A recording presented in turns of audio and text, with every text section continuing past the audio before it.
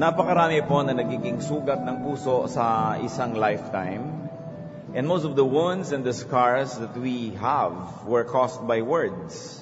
Unkind, cruel words. Naranasan na po ba natin na masaktan dahil sa salita ng mga tao na binibitawan laban sa atin? At dyan natin makikita po ang kagalingan, ang husay ng salita ng Diyos upang tayo ay hindi lang maiiwas sa ganitong mga sugat, kundi mapagaling din ng mga sugat ng ating puso. Ang pag-aaral natin ngayon sa paghahanap natin ng kapayapaan sa pangalan ng Panginoon, when words hurt you. What can we do about all the pains and the sorrows and the hurts we've experienced because of words? First of all, let us analyze and let us appreciate the fact and let us be very, very cognizant of the fact that words can hurt people. Mas mahigit pa sa mga matatalim na mga kutsilyo, sa mga malalakas na suntok, ang sakit na idinudulot ng salita sa puso ng tao.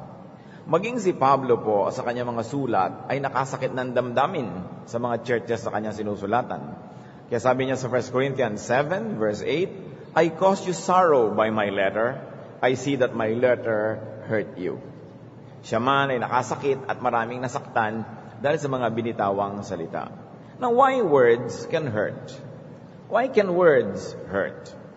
Because words can hurt because of their content. Nakakasakit ang mga salita dahil sa kanyang laman, sa kanyang sinasabi. Yung kanyang face value and meaning can hurt people. Of course, the same words can also bring comfort and happiness. But anything that can give you comfort can also give you discomfort. Anything that can give you tenderness can also give you roughness.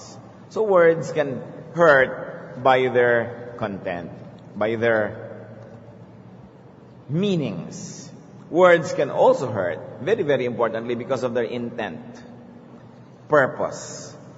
Kung nakakasakit ang mga salita dahil sa kanilang laman at sinasabi, higit na nakakasakit kung bakit sinasabi.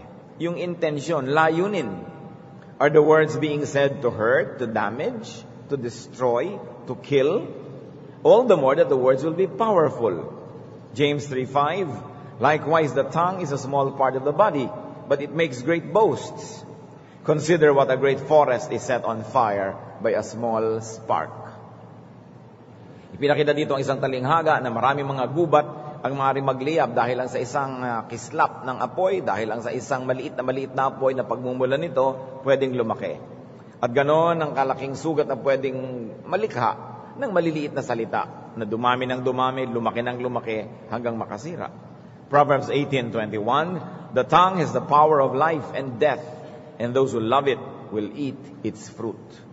Yan ang dahilan kung bakit maraming regulasyon sa Biblia tungkol sa pagsisinungaling, tungkol sa pagbibigay ng bintang at pagbibigay ng mga testimony, patotoo, laban sa kapwa, lalo't ito pa nga ay hindi totoo o hindi kompleto at buong-buong totoo. Kaya sa mga hukuman, pinapasumpa ka that what you will say is the truth, nothing but the truth, but the whole truth. Hindi lang one-half truth. Because a one-half truth is also a one-half lie. At madali tayong madaya kung nakakita tayo ng kalahating katotohanan, bulag na tayo doon sa kalahating kasinungalingan dahil lang doon sa kalahating katotohanan, paniniwalaan na natin yung kalahati na hindi na totoo. Kaya ang pagsisinungaling ay hindi naman 100% lie. Dapat may totoo para yun ang pambungad, yun ang pampaimpress. At pag naniwala ka na doon, lulunukin mo na, tatanggapin mo na, maski yung mga kasinungalingan. At napakamakapangyarihan ng dila. Maaari itong pumatay, maaring sumira, maaring gumiba ng mga buo, magpahina ng malalakas. Words can hurt because of their source. Yung pinagmulan. The speaker, and especially if the speaker is esteemed and respected, valued and loved, their words register more deeply. Their words carry more weight. Pagka ang nagsasalita ay kapanipaniwala, pinapahalagahan mo, mahalaga sa'yo, lalong kaya kang saktan ng salita nun. Kaya nakikita natin yung mga sinasabi ng mga mahal natin sa buhay, na kapag tatampo, nagdaramdam ka, nasasaktan ka, na kung sinabi lang sana ng ibang tao, baliwala. Pero sinabi ng asawa mo, ng nanay mo, ng kapatid mo, ng kaibigan mo, mas nagiging mabigat ang timbang nun. Words can hurt because of their delivery, the way they are said. Words can hurt because of their tone. Ano ba yung tono ng pagsasabi? Mataas o mababa? Disrespectful ba? Rude? Rough? Doon pa lang, nakakasakit na yan. Wala bang galang, magaspang ang pagbibitaw ng salita? Words can hurt because of their texture. Hindi lang tone yan, may texture. Magaspang ba? Pino ba ang pagkakasabi? Ang piniling mga salita. Words can also hurt because of their temperature. Mainit ba o malamig? Kung minsan may mahal na mahal ka sa buhay, nag-text ka, sumagot lang K, parang nasasaktan ka na nun dahil ang lamig. Gusto mo K, moi, may ganon. Pag wala, nagtatampo ka na dahil malamig. Pwede naman na meron pang drawing na galit, masyadong mainit, napaso ka naman. Kahit na drawing lang yon, ang kahulugan na pinararating sa ating puso, isang buong daigdig ng mga salita. Words can hurt because of their taste. Matamis ba o mapait? Mapakla ba? Maasim ang salita o masarap? No? Words can also hurt because of their color. Bright ba o pale? Kaya ang mga Pilipino hindi sapat na nagte-text. Kailangan may mga icon, may mga drawing ng mga umiiyak, may mga drawing ng tumatawa, humahalakhak. Kasi kailangang iparamdam yung nandoon sa puso. At pagka yun ay kulang, dinaramdam noong nakakatanggap. Pagka naman tamang-tama, siya ay nag-enjoy. So delivery is very important. Sa Acts 23, 3-4, nung si Paul ay nakipag-away sa high priest, then Paul said to him, God will strike you, you whitewashed wall. You sit there to judge me according to the law, yet you yourself violate the law by commanding that I be struck. Those who were standing near Paul said, you dare to insult God's high priest? You know, Paul got into a lot of trouble because of his very sharp tongue. At dito sa incident na ito, hindi niya ginalang yung high priest ng Israel. Nakasakit siya, hindi lang noong pinagsasabihan, kundi pati ng mga nakikinig. Delivery can cause pain in the hearers. Words can hurt because of their spirit. May espiritu ang bawat salita. Ano yung espiritu niya? Espiritu ba ng pag-ibig? Espiritu ng panggugulo? Espiritu ng pang-iintriga? Espiritu ba ng pananakit? You know, the spirit of lack of concern and consideration, lack of goodwill, lack of love and tenderness, all of that can hurt. You know why? Because everybody just want a little bit more love. Kaya maliit o malaki kang tao, babae ka o lalaki, matanda ka o bata, mayaman ka o mahirap, lahat ng tao ay naghahanap lang ng dagdag pang pag-ibig, dagdag pang tenderness, kindness, affection. And the spirit of words can actually frustrate people because they don't hear what they expect to hear, or they hear what hurts them to hear. And so words are very powerful. Galatians 2:11, another incident of Paul, demonstrating the spirit of language.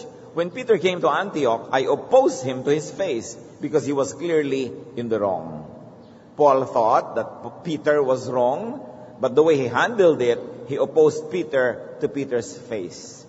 Sa harap ng iba, dire-diretsahan niyang talagang sinopla at ipinahiya si Peter. What would be caused by that? Embarrassment, pain. Kaya marami mga conflict, yung mga Bible characters na yan, dahil nung paman, tulad ngayon, may mga interpersonal relations that were being strained because of the way people used words. Nagkakagalit sila doon. Naghihiwa-hiwalay, nagkakanya-kanyang lakad dahil sa mga binibitiwan at nadidinig ng mga pananalita. Tayo ngayon, ganun man. Marami mga mag-asawa nagkakalayo ang loob dahil sa masasakit na salitang nadinig. At matagal nang nalimot ang ibang bagay, matagal nang nabura ang black eye, matagal nang nabura ang peklat, nandun pa rin sa loob ng puso yung mga sugat na iniukit doon ng masasakit na salita. Pinakamahirap at pinakamatagal burahin. Now, how do we ease pain inflicted by words? Siguro naman kung ikaw 3, 4, 5 years old na, nagkaroon ka na ng share ng painful words. Nakarinig ka na ng mga salita na ba't ang pangit mo, bakit ang taba mo, bakit ang itim mo, bakit ang liit-liit mo, bakit mukha kang ita, bakit ang baba ng grade mo, bakit ganito ka, bakit ka ganyan, sinungaling ka, wala kang kwenta, all of these words, unkind words. Yung mga dating mahal na mahal ka, hindi na kita mahal, ayoko na sa'yo, all of this. Pag ang tao ay more than 5 years old na, siguradong nakatanggap na nito. Anong gagawin natin dyan? Ipagmumukmuk ba natin yan buong buhay? Hahayaan ba natin na lagi na lang tayo nasasaktan tuwing naaalala natin ang nadinig na natin noon at masasaktan tayo tuwing may maririnig pa tayo? How do we live in this real world? How do we ease pain inflicted by words? First of all, consider the content. Bago tayo masaktan, mag-isip-isip muna tayo, ano ba ang kahulugan ng sinasabi niya? Consider the variance in meaning assigned by the speaker from the meaning that you attach to the word. Magkakaiba ang pakahulugan ng tao sa salita. At yun mismong the same word, pwedeng iba ang meaning kay person A at iba kay person B. So pag sinabi ni person A na ganito, ang akala ni person B, ganun ang pakahulugan, magkaiba pala. Consider that. Because of cultural differences, because of differences in intellect, in education, in background, people assign different meanings to the same word, to the same gesture, to the same act. Kaya hindi tayo dapat agad magdamdam, isipin mo, gusto ba niya talaga ako ang saktan o kulang lang siya ng bokabularyo? O kulang lang siya ng galing magsalita? O nagmamadali lang siya kaya hindi na siya nakapili ng magandang salita? O masakit pala ang ulo niya noon, nanganganib pala siya, nagseselos pala siya doon sa asawa niya, kaya wala siya sa mood, kaya nakapagbitaw ng ganong salita sa akin. Consider the content. Consider the merit of the words. Okay, sinabi niya, wala akong kwentang tao, pero reliable ba yun? Yung bang tao na yun na nagsabi, pwedeng pagkatiwalaan, meritorious ba ang kanyang mga pronouncement? You have to look at the character of the speaker. Pag may hindi ka naman kakilala, bigla kanyang minura, ba't ka magdaramdam? Hindi kanya kilala. Hindi niya alam ang halaga mo. Nasasabi niya yon because he or she is ignorant. You look at the personal traits and qualifications. Pag may nagsabi sa iyong, bobo ka, sabi mo, matalino ba siya? Marunong ba siyang sumukat ng karunungan? Alam ba niya ang pinagsasasabi niya? Huwag tayo agad nasasaktan. We consider the content, the meaning assigned by the speaker, and the merit. Ang Panginoon lang maraming beses hindi naintindihan ng mga tao. Halimbawa, sa John 11:11 to 14. After he had said this, he went up to tell them, our friend Lazarus had fallen asleep, but I am going to wake him up. His disciples replied, O Lord, if he sleeps, he will get better. Jesus had been speaking of his death, but his disciples thought he meant natural sleep. So he told them plainly, Lazarus is dead. Ilang beses ginamit ng Panginoon yung salitang sleep for death.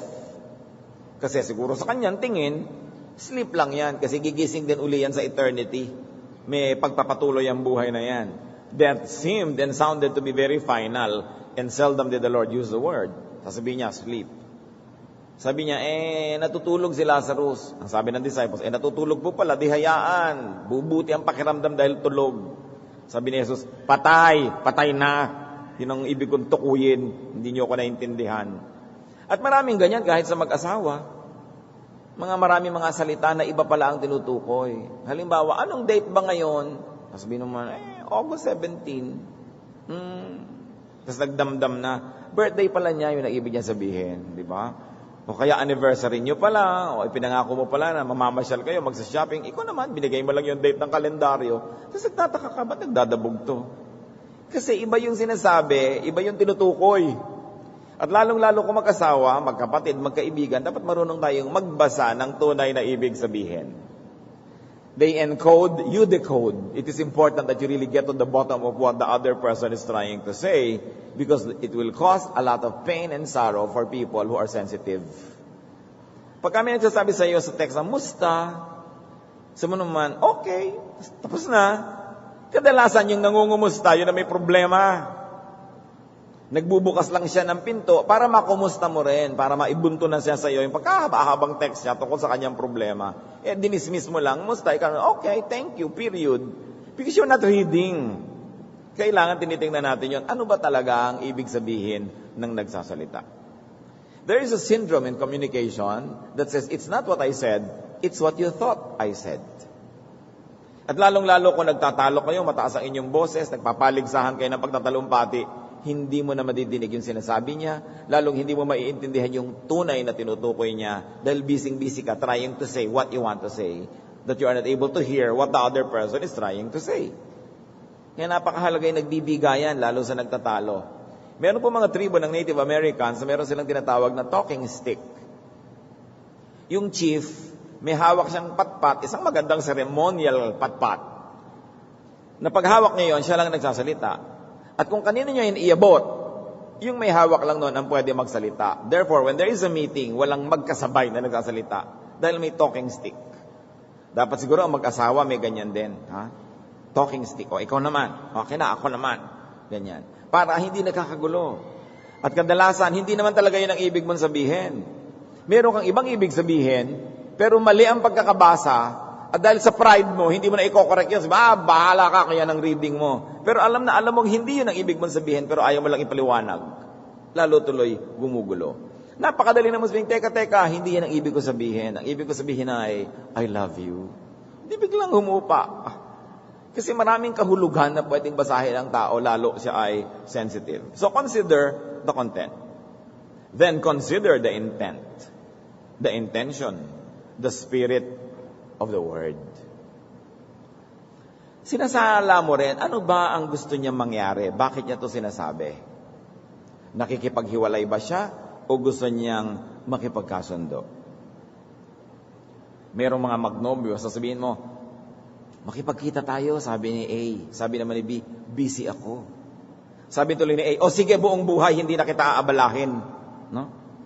Ganun ba talaga ibig sabihin nun? Nanghihingi lang yun ng panunuyo. Ikaw naman, di sige. Nagalit na talaga siya ng lubos. Pero ang gusto pala niya sabihin, sige, abalahin mo ko, okay lang. Pero dahil hindi mo binasa yung gusto niyang kahulugan. Meron naman talaga gusto magpasubo. Alam niyo yung sinasabi niya na, sige, huwag na tayo magkita kahit kailan. Sige, huwag mo na akong bigyan kahit kailan. Ano yan pangnunukat. Sinasabi lang yan yung mga taong alam nila, panalo sila. Sige, huwag na tayo magkita kasi alam mo hindi makakatiis, mamimiss ka. It's unkind. Pag alam mo na hindi makakatiis, tapos hahamunin mo na ganun, so pinipilit mo siyang sumuko. That is unkind. Do not be unkind to people who love you. And most of the time, this is what we notice. That we abuse those who love us, we take for granted those who give us attention.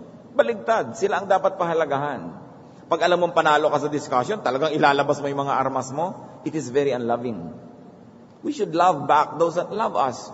We should be tender and kind to those who are tender to us. Kaya yung mga ganyang nananakot, gusto mo, wala na lang tayo, wala tayong magkita. Kung alam mong mahal ka niya at mahal mo siya, it is not the kind thing to do. It is not the kind word to say. So consider the intent. Now, if you know that the speaker is malicious, if it is maliciously meant to hurt, to harm, and to destroy, do not let it succeed. Halimbawa, alam mo, bakit ako sinasabihan itong kaibigan A ko against kaibigan B? Gusto niya ako magalit kay B? I will not let A succeed. May mga kamag-anak ka, iniintriga sa'yo yung sarili mong asawa. Anong gusto nila? Magkahiwalay kami.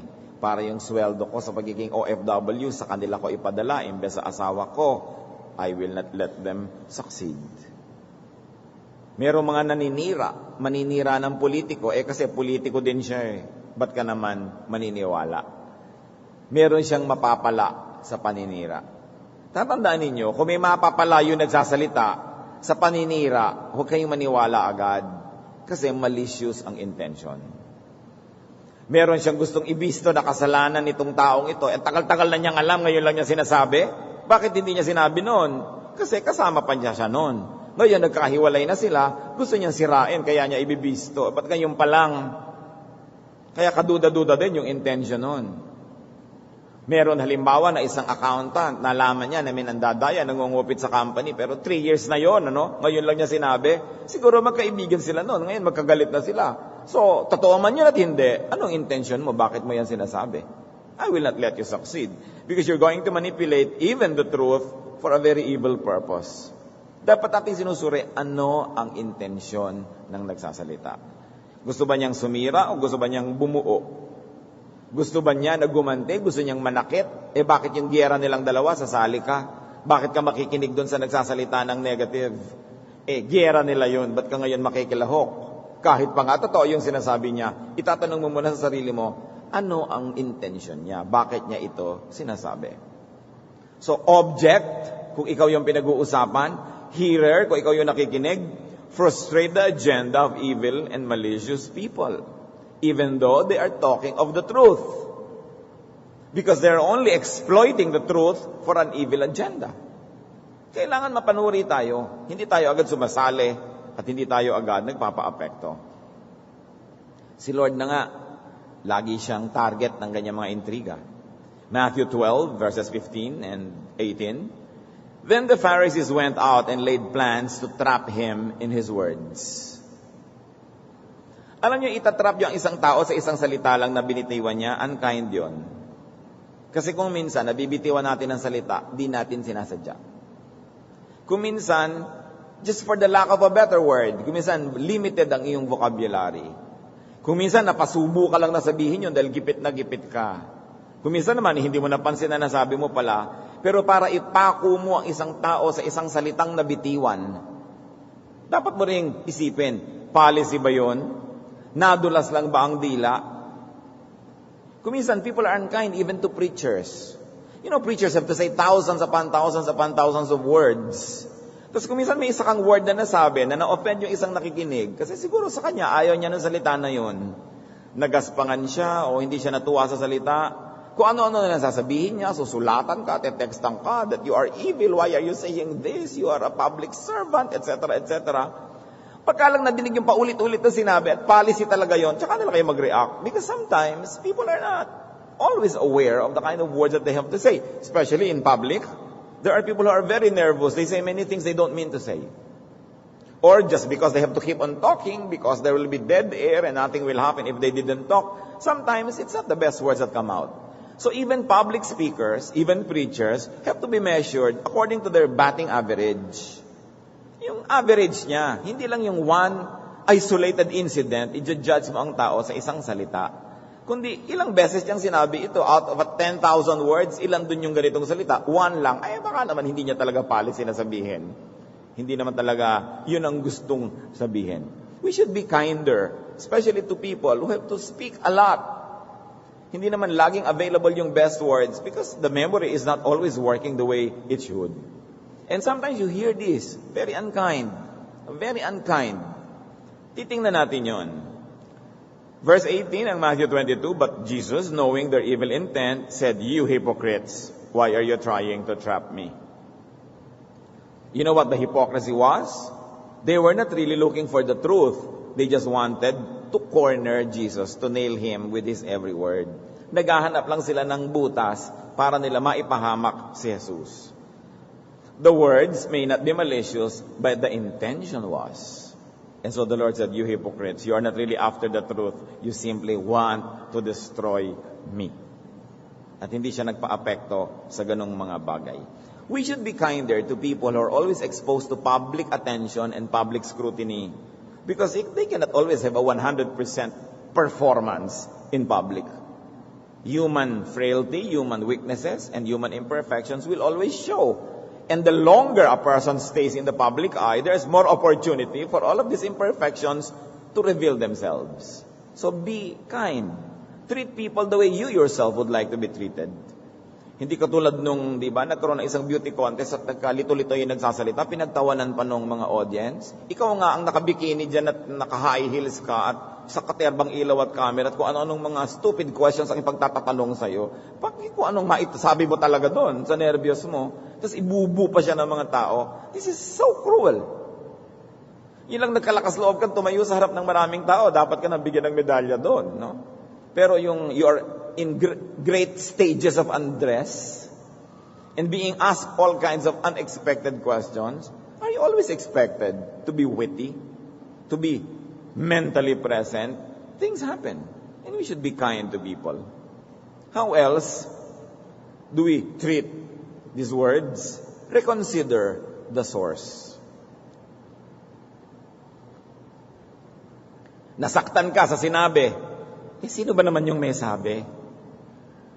Isang di mo naman kilalang kutsero o barbero na wala namang pakialam sa buhay mo, bakit mo naman dadamdamin masyado yung sinabi niya?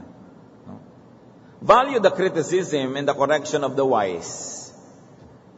Pag ang nagsabi sa inyo, alam nyo, matalino, marunong, nag-iisip, at kadalasan hindi naman pabigla-bigla, pwede mong pagtiwalaan na ang sinasabi niya ay hindi emotional, kundi isang wise na bagay, pahalagahan mo kahit masakit. Kasi pag galing sa marunong, kayamanan yon. Yung i-criticize ka ng marunong, pasalamat ka. Sumusulat ka ng tula, kinriticize ng profesor na magaling sa tula, tapos dinurog-durog niya ang puso mo, pasalamat ka. Dahil itinuro niya sa iyo ang napakatagal niyang natutunan sa hindi mo dapat paggagawin tungkol sa isang tula. Meron kang biyanan, talaga ang galing-galing maglaba, hinahawakan pa lang niya, parang planchado na agad, no? Tapos yung nilabhan mo parang nanggaling sa balon, tinapakan, dinurog, tinukatokan ng manok, tapos pinintasan ka, huwag kang magtampo. Dahil pakikinabangan mo yung napakaraming natutunan tungkol sa dakilang gawaing paglalaba. So pasalamat ka. Titingnan mo kung sinong nagsasalita. Kung marunong, masarap man o hindi masarap ang sinasabi, pag nilulun mo yun at dinigest, at the end of the day, you benefit. Proverbs 12:18, reckless words pierce like a sword, but the tongue of the wise brings healing. So pag wise yung nagsasalita, may age, merong edge, merong experience, value it. Disregard words of fools. Naglalakad ka, may mga lasing, sabi siya, hoy, pangit, pangit. At masasama loob mo, mga lasing nga yan. Diba? Pahalagahan mo pa ba yung sinasabi ng mga taong tinatapon yung buhay nila, nakahambalang sila dyan sa imbornal araw-araw? Proverbs 15 verse 2, the tongue of the wise commands knowledge, but the mouth of the fool gushes folly. And foolishness here doesn't only mean lack of intellectual awareness, it can also mean evil, an evil agenda. Yung ginagalit ka, talaga yung ginagalit ka para makipagsuntukan ka, bakit ka naman papagalit? Eh di nagtagumpay siya. Kailangan alam mo, ano yung intention niya? At sa lagay, kakagating ko yung pain niya, susunod ako sa kanyang direksyon na gustong puntahan. No way. We have to consider the importance of the speaker to you. Kung mahalaga siya sa'yo, ganun mo kalaki pahalagahan ang sinabi. Kung hindi naman mahalaga yung tao sa'yo, tapos masakit yung sinasabi niya, huwag mong bigyan na masyadong halaga. Huwag mong asahan na mahalin ka ng buong daigdig. Yung mahal ka ng 5, 10 tao, okay na yun. Pero yung mahalin ka ng publiko, that's too much to ask. Ang Panginoong Jesus, lagi na lang siyang pinagwiwikaan, nilelabel, binabansagan ng kung ano-ano mga bansag. Anak daw siya ng demonyo, prinsipe ng mga masasamang espiritu, etc., etc. Matthew 12:23 to 24. All the people were astonished and said, could this be the son of David? But when the Pharisees heard this, they said, it is only by Beelzebub, the prince of demons, that this fellow drives out demons. Isipin ninyo ang Panginoon nagpapalayas sa masasamang espiritu at sabi ng mga pare na hindi makapagpalayas, kaya naman niya nagagawa, yan ang prinsipe ng mga demonyo, kaya nakikinig ang mga demonyo. Yun ang tawag sa kanya. Did the Lord allow this to affect him? Nagtampo ba siya? Nagmukmuk? Bakit mo papahalagahan ang sinasabi ng mga naiinggit sa'yo? Bakit mo papahalagahan ang sinasabi ng mga ayaw sa'yo o galit? Siyempre, walang mabuting sasabihin yan tungkol sa'yo. Benefit from the words. That's the other thing you do. Kahit pakalaban mo yan, masakit ang sinabi, suriin mo, may mapapala ka ba doon? Totoo ba yung sinasabi? So pwede kang mag-improve. Di, pasalamat ka. Nagising ka sa katotohanan na meron kang dapat improvein sa buhay. So benefit from the words. Learn the lessons. Proverbs 9:9, instruct a wise man and he will be wiser still. Teach a righteous man and he will add to his learning. Anong gagawin mo? Binabato ka ng mga tao. Pwede kang patama ng patama, bukol-bukol ka, sakit-sakit, luha-luha. Pwede kang matabunan ng mga batong ito at ikaw ay malibing sa ilalim ng mga bato. O pwede mong ipunin ang mga batong ito at gumawa ka ng bahay. Pwede kang gumawa ng bakod, pwede kang gumawa ng monumento. What you do with these words being thrown at you is up to you. You have the power to use it the way you want. So don't let them just affect you negatively. The one who hears words, if he's going to filter those words and learn from them, will definitely benefit. And benefit should ease pain. benefits should bring relief and even pleasure to you. Proverbs 25:12, like an earring of gold or an ornament of fine gold is a wise man rebuke to a listening ear. Daig pa daw ng pagtutuwid ng isang marunong na tao ang alahas, ang gintong hikaw. Pag marunong ang nagtutuwid sa'yo, pahalagahan mo yon. Pasalamatan mo yon. Kahit sa biglang dinig ay masakit. Sapagkat sa kaduluduluhan nun, ikaw ang siyang makikinabang. What else do you do with unkind words? Desensitize yourself. Alam niyo kung bakit may kalyo ang paa? Para wag masaktan. Kung may masikip kayong sapatos, kaskas ng kaskas yung sapatos doon sa balat nyo, after 1 week, may kalyo na kayo. Para patuloy ang kaskasan, hindi mo na nararamdaman. Yung mga magbubukid na lagi naglalakad ng nakayapak, ang kakapal ng paa, daig, ang rubber. Matinik man yan, matibo, mabote, hindi niya nararamdaman. Kasi ang kapal ng talampakan. Tapos, pa-foot spa, lumabas na yung ugat ng paa mo, kaya kahit isang buti lang ng alikabok, masakit na. Diba? Yung mga paang makakapal, ready for action. Kaya kung minsan iniisip mo na, ba't ko nga ba ito tatanggalin? Bakit ko tinatanggal yung cuticle nilagay yun ng juice doon para pagka lumubog ang kamay ko sa tubig, lalo't marumi, huwag pumasok yung maruming tubig sa loob ng daliri ko. Tapos ngayon tatanggalin ko, diba? After 2 or 3 days, kadudukot ko sa bulsa, busangsang na yung daliri ko. Ba't ko ginagawa ang mga bagay na yan? Diba? Hindi mo malaman yung kamay mo kung sepilyo o brocha. So, pamanicure ka na naman. Sa bagay, kumikita ang mga manikurista, pero iniisip natin dapat yung mga ginagawa natin. Because we're all making ourselves too sensitive. No? Kung ano-ano yung paglalagay mo sa mukha para pumuti, hindi ka ngayon patama sa araw. Maglalagay ka ng mga aspa-aspalto sa mukha mo para sunblock. Hindi ka na makapagbilad, hindi ka na makapagkula kasi hindi ka pwede maarawan. Ba't mo ginagawa sa sarili mo yan? Diba? Dapat din natin iniisip, we are making ourselves too sensitive. Yung mga bata na sobrang laki, lumaki sa linis, konti lang alikabok tuloy, nagkaka-allergy, daig na daig ng mga dukha na lumaking gumagapang sa lusak, ay hindi tinatabla ng mikrobyo. So, why do we make ourselves too sensitive? And apply that to words. Ba't man iindahin lahat na nadidinig mo? Bakit man mahahayaan na lahat ng tinig, masaktan ka? Lahat ng alikabok, ma-allergic ka? Lahat na lang ng araw, basunog ka? You learn from every lonely day. Gagawa ka ng paraan para maka-adjust dyan. Kung nasaktan ka na noon, nasaktan ka kahapon, pag nasaktan ka pa rin bukas, may problema ka na noon. Hindi mo pinag-aaralang i-protect ang sarili mo. So you say, hindi naman marunong yung nagsalita, bahala siya. Hindi naman totoo yung sinabi niya, bahala siya. May masama naman siyang intensyon, bahala siya. Hindi naman niya kasi ako mahal, ba't ko naman aasahan na magsasalita siya ng maganda? And because of that, you will be protected. Do not be easily affected. Do not be easily within reach of malice.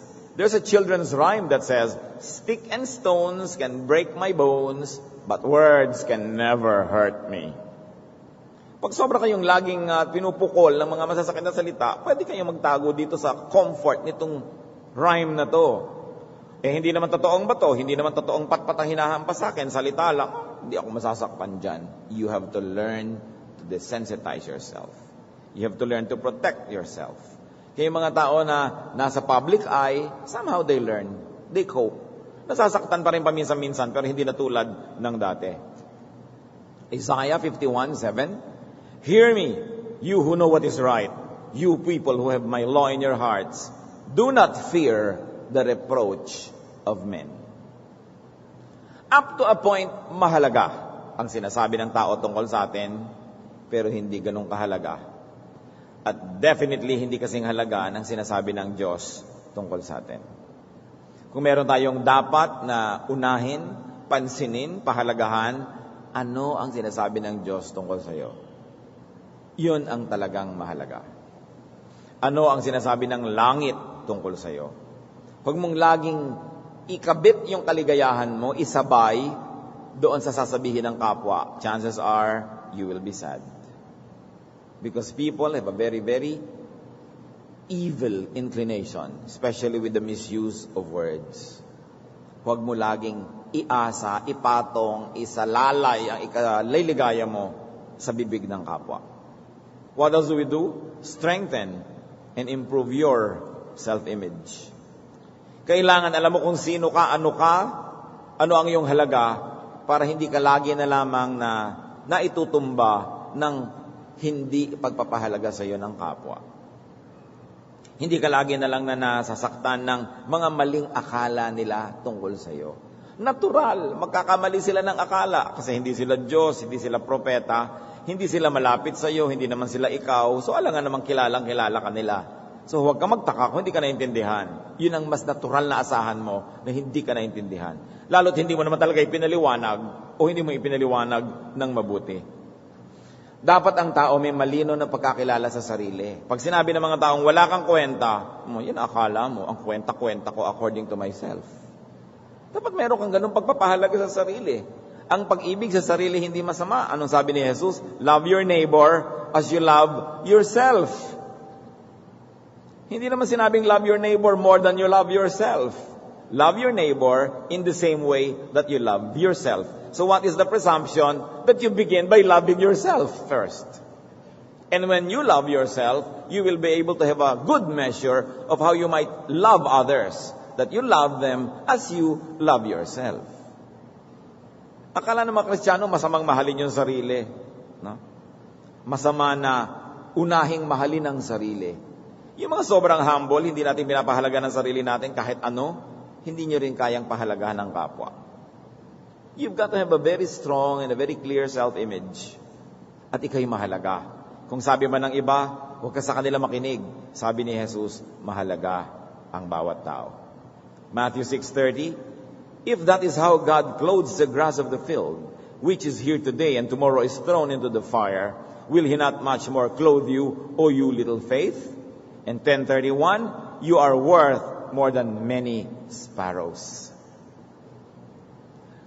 Sabi, kung yung mga ibon, mga maya, mga pipit, binabato-bato lang ng mga tao, binibenta lang ng mura, sa mga palengke, kinukulay pang pink, blue, kung ano pinagagagawa sa ibon. No? Sabi, kahit ginaganyan-ganyan lang ng tao, mahalaga yan sa Diyos. Walang lumilipad dyan na biglang bumabagsak sa lupa o namamatay na hindi bilang ng Diyos. Pinapahalagahan ng Diyos yan. At sabi, higit kang pinapahalagahan kaysa mga sparrows lang. Higit kang pinapahalagahan kaysa damo. Yung ang damo lang pero ang ganda-ganda ng kulay ng kanyang bulaklak. Kahit yung bulaklak niya, isang araw lang na nandyan, sa makalaway, luoy na siya, pinapaganda pa rin ng Diyos kahit isang araw lang na nandyan yung bulaklak. Ikaw pa, hindi ka naman damo, tao ka. Hindi ka naman ibon, tao ka. So dapat pinahalagahan mo ang sarili mo. Iginagalang mo ang sarili mo. At hindi mo pinapayagan na lait-laitin ka, at kung hindi mo man mapigil ang sasabihin ng iyong kapwa, pwede mo naman pigilin ang sarili mo na maniwala at paapekto sa sinasabi ng iyong kapwa. A very strong and clear self-image will insulate you from a lot of unkind words being said by people about you. So measure yourself with your standards. Measure yourself with your own self-image. Romans 12:3, think of yourself with sober judgment, in accordance with the measure of faith God has given you. So sa mga lumalabis, sabi, huwag kayong sumobra.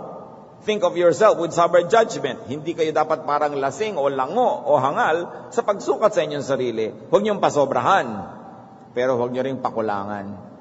Yung tama lang.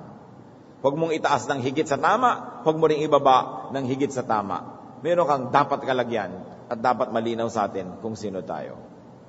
And when words are unkind, find comfort in friendly people.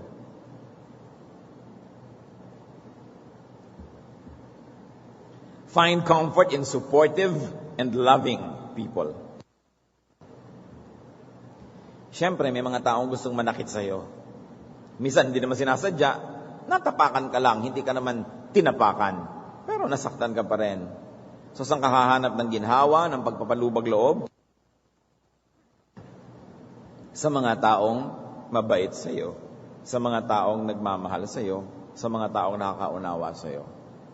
Kung meron tayong tunay na kayamanan, mga kapatid, yan ay mga taong mabait sa atin. People who are kind and tender and loving, yan ang tunay nating treasure. Kahit anong sama ng loob mo, hindi ka kayang mapasaya ng kwintas o hikaw o korona o pulseras. Tao ang magpapaluwag ng iyong dibdib. Kaya dapat pinapahalagahan natin mga kaibigan. Kung wala, makipagkaibigan kayo. At kung meron, pahalagahan nyo. 2 Corinthians 2, 6-8. Matapos na masuong na naman sa gulo si Paul sa dami ng mga dila ng mga matatalim. At may naparusahan na nga. Sabi, the punishment inflicted on him by the majority is sufficient for him. Now instead you ought to forgive and comfort him so that he will not be overwhelmed by excessive sorrow. I urge you therefore to reaffirm your love for him. What is the spirit of the message that we like to focus on at this point? That those who suffer because of verbal abuse of others, those who suffer because of verbal attacks must be comforted by those who are near them, by those who are close to them. Sabi, reaffirm your love.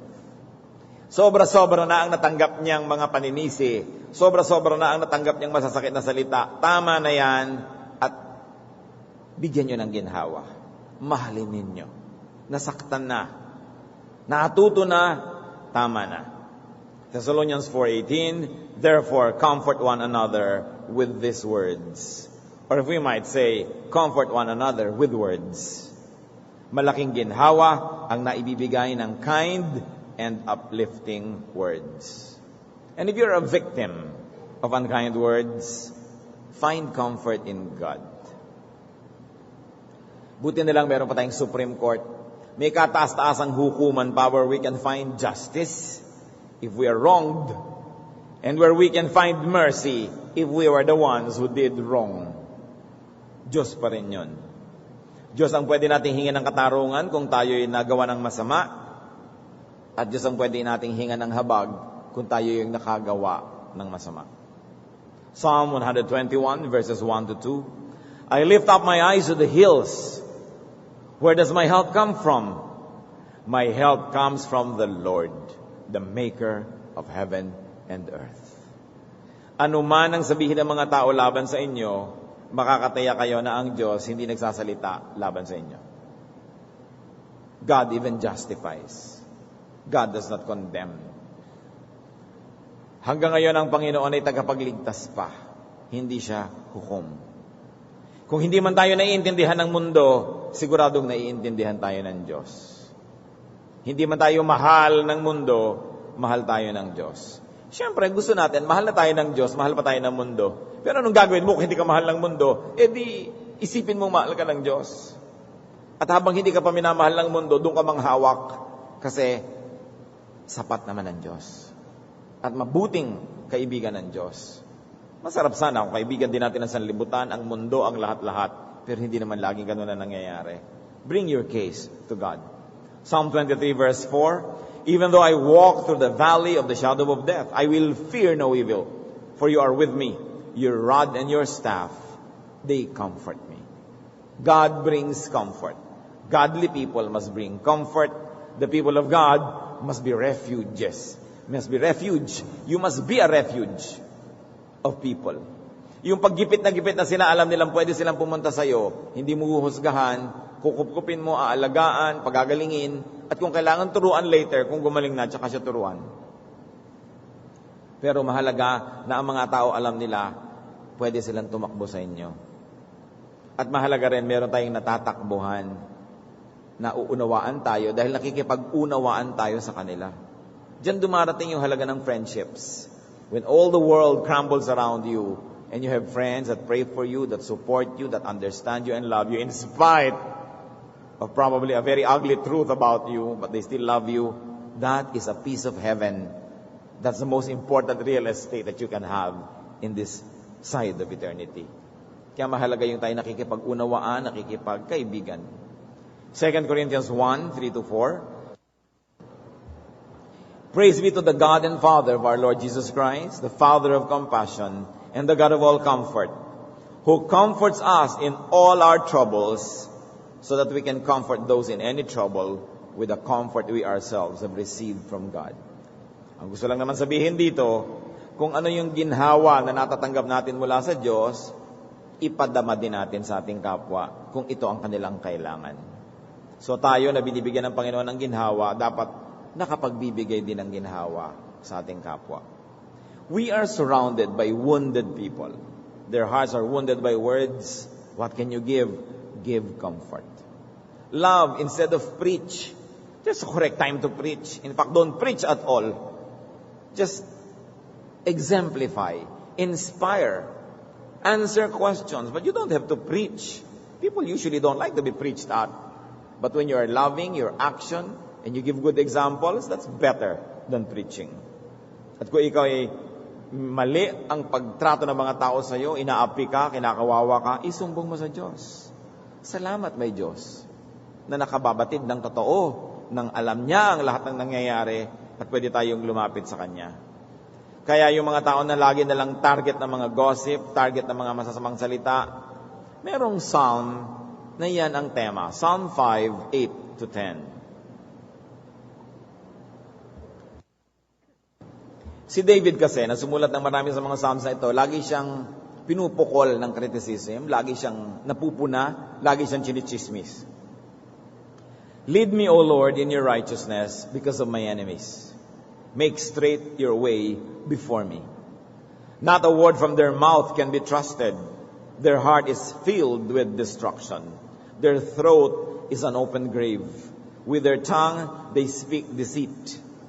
Declare them guilty, O God. Let their intrigues be their downfall. Banish them from their many sins, for they have rebelled against you. So the psalmist equates using unkind words on others as a rebellion, as a form of rebellion against God. Because you cannot hurt any of God's creatures without hurting the Creator Himself. So what do we learn? Speaker, watch your words. There will be accounting. Sabi sa Bible, darating ang panahon na magtutuos, bibilangin at tutuusin ang lahat ng walang katuturang mga salita na namutawi sa ating labi, lumabas sa ating bibig. So kung tayo nagsasalita, oops, careful. Baka may masasaktan ka. Hindi mo sinasadya. At lalo naman, kung sinasadya mo, mas mag-iingat ka. No? Dapat ingatan ang bibig. And hearer, tayo yung nakakarinig, watch what you hear. Watch what you listen to. And very importantly, watch who you listen to. Sino ba tong nagsasalita na ito? Kaya sa hukuman, pagka merong isang witness, ang ginagawa ng mga abogado, sinisiyasat yung karakter ng witness. Estapadora ba ito? Mandaraya ba ito? Drug pusher ba ito? Ito ba'y napakarami ng napatay? Ito bang speaker na ito ay napakaraming bad record? Kasi kung minsan, kahit totoo na yung sinasabi niya, dahil sa kanyang record, nawawalan ng kapangyarihan yung sinasabi niya dahil masama ang kanyang intensyon. At lalong-lalo naman kung hindi totoo yung sinasabi niya. Kaya pag may nagsasalita, una mga kapatid, pinipintasan ni A si B. Titingnan mo, ano bang karakter ni A na namimintas? Ano ba yung karakter ni B na pinipintasan? At kung alam nyo na meron kayong sapat na kaalaman na husay ng pagkatao ni B, tas alam nyo, wala kakwenta-kwentang tao si A, alam nyo na kung makikinig kayo or not. Dapat sinusuri yon. Watch who you listen to. At kung kayo yung object, kayo yung pinag-uusapan, kayo yung nasasaktan, fly above the storm. Yung mga eroplano, pag may bagyo, tinataasan nila yung lipad para hindi sila makalog ng mga hangin at matagtag ng mga ulap, tinataasan nila. Taasan ang lipad. Huwag kayong masyadong paabot sa mga salitang ito. In other words, if you have to not pay attention, if you have to desensitize yourself, do something so that you don't get too affected. And if the storm is too much, take shelter from the storm.